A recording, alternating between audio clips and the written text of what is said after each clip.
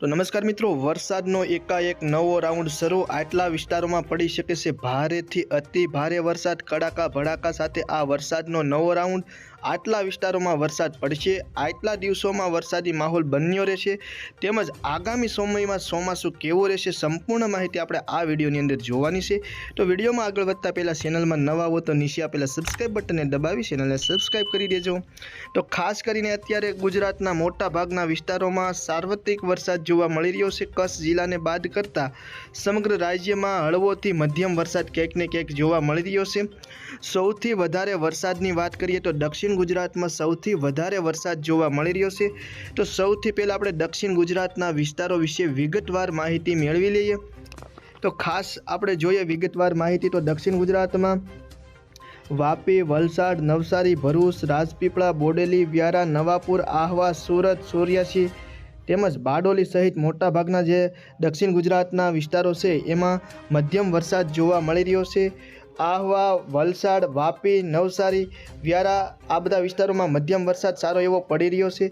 તમે મિત્રો જોઈ શકો છો તે પ્રમાણે વધારે ઘેરાવો જોવા મળી રહ્યો છે. જે લીલાશ પડતો વ્યારાની ઉપરના વિસ્તારોમાં ત્યાં વધારે વરસાદ પડી રહ્યો છે. અત્યારે લાઈવમાં ભરૂચ, ડેડિયાપાડા, સુરતની આજુબાજુના તમામ વિસ્તારોમાં અત્યારે મધ્યમ વરસાદ જોવા મળી રહ્યો છે. વ્યારામાં સૌથી વધારે વરસાદ જોવા મળી રહ્યો છે દક્ષિણ ગુજરાતના વિસ્તારોમાં.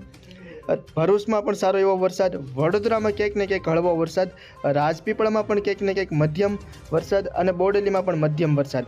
હવે મિત્રો વાત કરીએ દક્ષિણ ગુજરાતથી નીચેના જે મહારાષ્ટ્રના વિસ્તારો વિશે, તો તેમાં પણ અત્યારે ક્યાંક ને ક્યાંક સારો એવો વરસાદ, નાસિકની આજુબાજુના જે વિસ્તારો છે એમાં સારો એવો મધ્યમ વરસાદ જોવા મળી રહ્યો છે. અને આમ જોઈએ તો મહારાષ્ટ્ર અને દક્ષિણ ગુજરાતમાં સૌથી વધારે અત્યારે સમગ્ર ભારતમાં વરસાદ જોવા મળી રહ્યો છે. ખાસ કરીને મિત્રો વાત કરીએ તો હવે આપણે સૌરાષ્ટ્રના વિસ્તારો વિશે પણ જાણી લઈએ.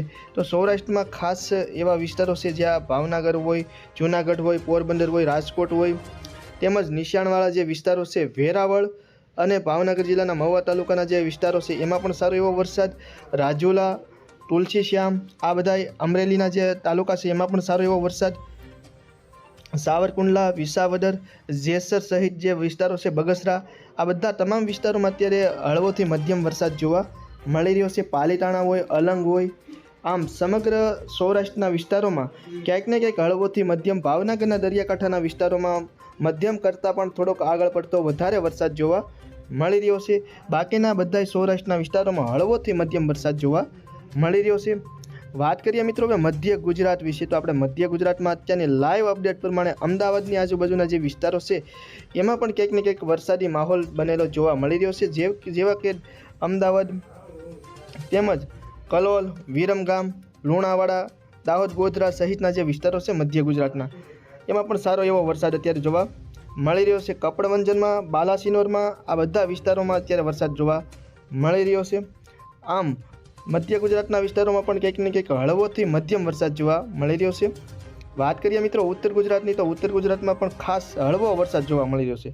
એમાં થરાદ હોય, રાધનપુર હોય, પાટણ હોય, પાલનપુર હોય આ બધા વિસ્તારો છે. શેખ આબુ રોડ છે ત્યાં સુધીના તમામ વિસ્તારોમાં ક્યાંક ને ક્યાંક હળવો વરસાદ જોવા મળી રહ્યો છે. અને સૌથી ઓછો વરસાદ આપણે હવે ક્યાં પડી રહ્યો છે અત્યારે લાઈવમાં એના વિશે પણ તમને જણાવી દઈએ. તો સૌથી ઓછો વરસાદ મિત્રો લાઈવમાં સચોટ માહિતી સાથે આપણે કચ્છ જિલ્લો, સમગ્ર કચ્છ જિલ્લો જોઈએ તો કચ્છ જિલ્લામાં સૌથી ઓછો અત્યારે હળવો વરસાદ જોવા મળી રહ્યો છે. ક્યાંક ને ક્યાંક છૂટો સાટો એટલે કે સાટા ખરી રહ્યા છે.